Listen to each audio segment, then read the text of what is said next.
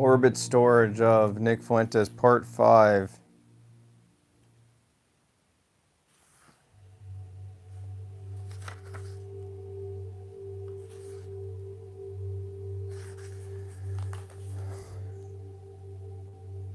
Collapse of the apiary covenant. Orpheus, bees, and the failure of return. Orpheus, bees, and the failure of return. This covenant of love is a dirge for a god. No church, no chapel is a refuge in a storm. Foraging without returning home. Orphic covenant and song.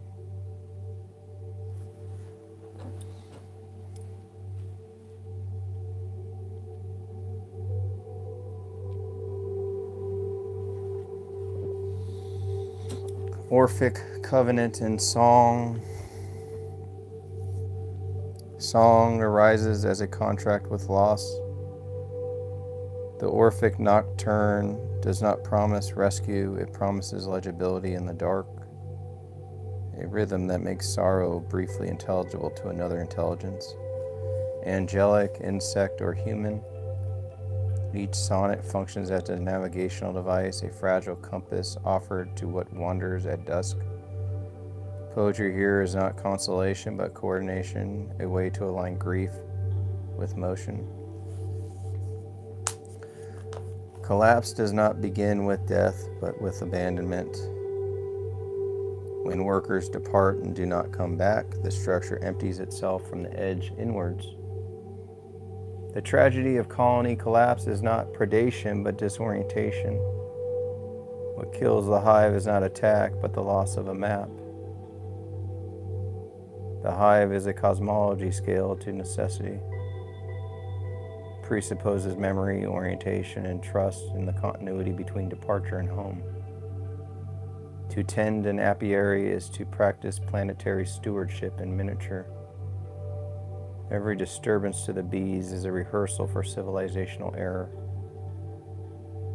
A toxin that does not kill outright is more dangerous than one that does. Neonicotinoids do not strike the body, they sabotage the mind, impairing return rather than life. Such poisons rewrite instinct. They turn freedom of movement into a sentence of exile. Honey left unlooted in the signature of true disorder. And surplus no longer attracts scavengers. Value itself has lost orientation. Wealth depends upon circulation. Hoarded sweetness that no longer calls to others is already inert. In collapse, sanctuaries reveal their fraudulence. No church, no chapel, no ideology shelters a species that extinguishes its own conditions of warmth. Refuse is ecological before it is spiritual. Candles cannot be begged back into flame once the air is poisoned. Hell may burn the hero, but in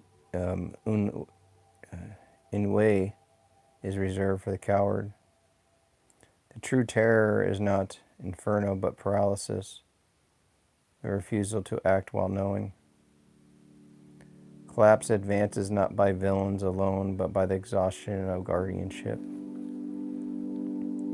Bees are emissaries between worlds, meadow and hive, flower and future harvest.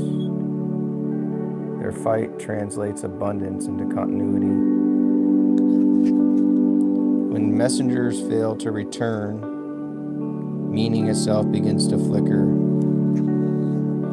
Pollination is semiotic, enacted in air.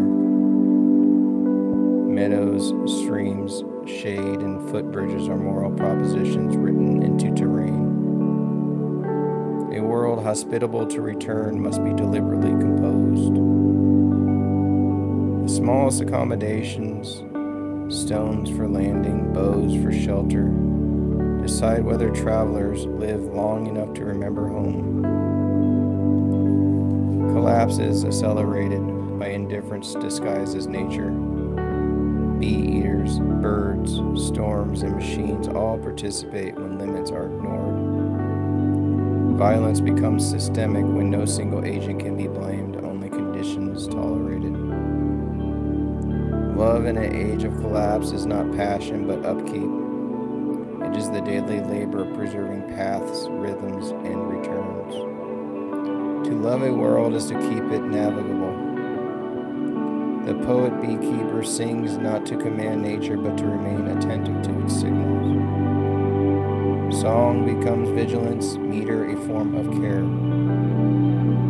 If Orpheus descends again, it will not be to retrieve Eurydice, but to ask why the messengers never came back. The atomic mark. Limit cases magnification in the politics of the period. Limit cases of writing. A unit that must act like an atom.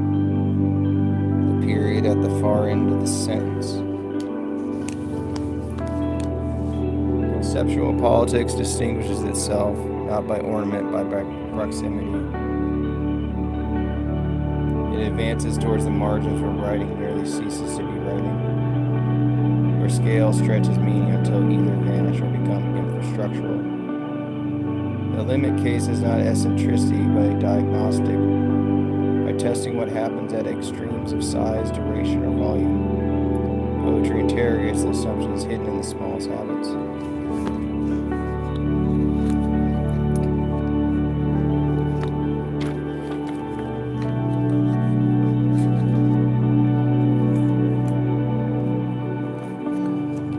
Axioms of scale as neglected value.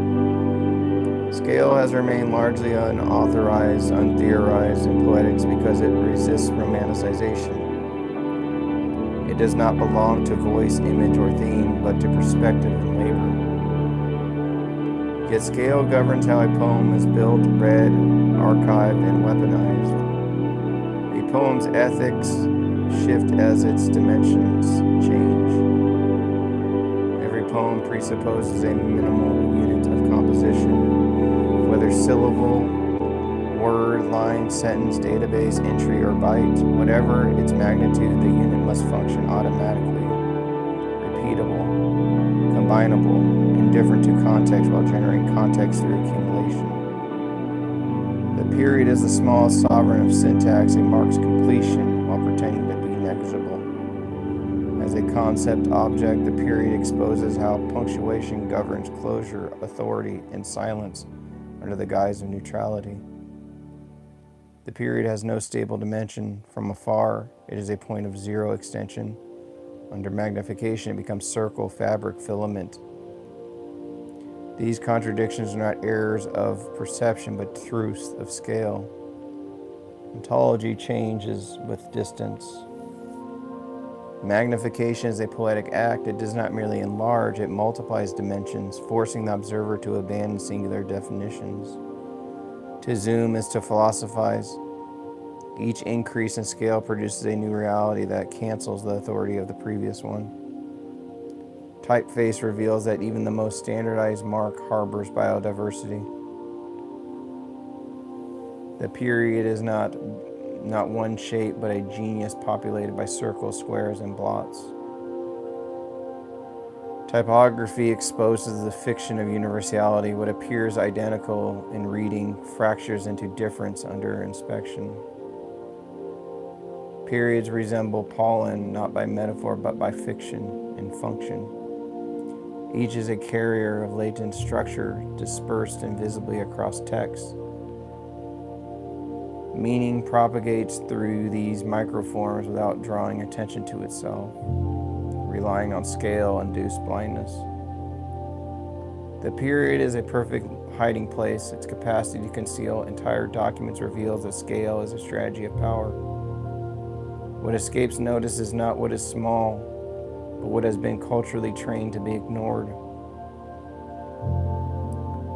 At a maximal scale, poetry becomes indistinguishable from infrastructure, databases, email logs, and archives obey poetic law of repetition, adjacency, and accumulation. The archivist and the poet converge, where utilization replaces expression as the dominant creative act. A mark may be simultaneously one-dimensional, two-dimensional, and three-dimensional without paradox. Truth in poetics is scale relative. Not description survives. No description survives a change in magnification. To choose a scale is to choose a responsibility. Microscopic poems attend to intimacy and precision. Macroscopic poems implicate surveillance and control. The poet's task is not to pick the correct scale, but to remain conscious of how scale governs what can be seen, said, or erased.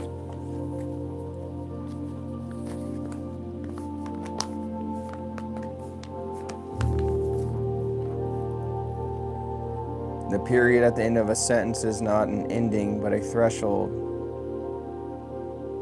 Beneath every conclusion lies an unbounded structure awaiting magnification. All right, that's the end of part 5. I'll see you guys later.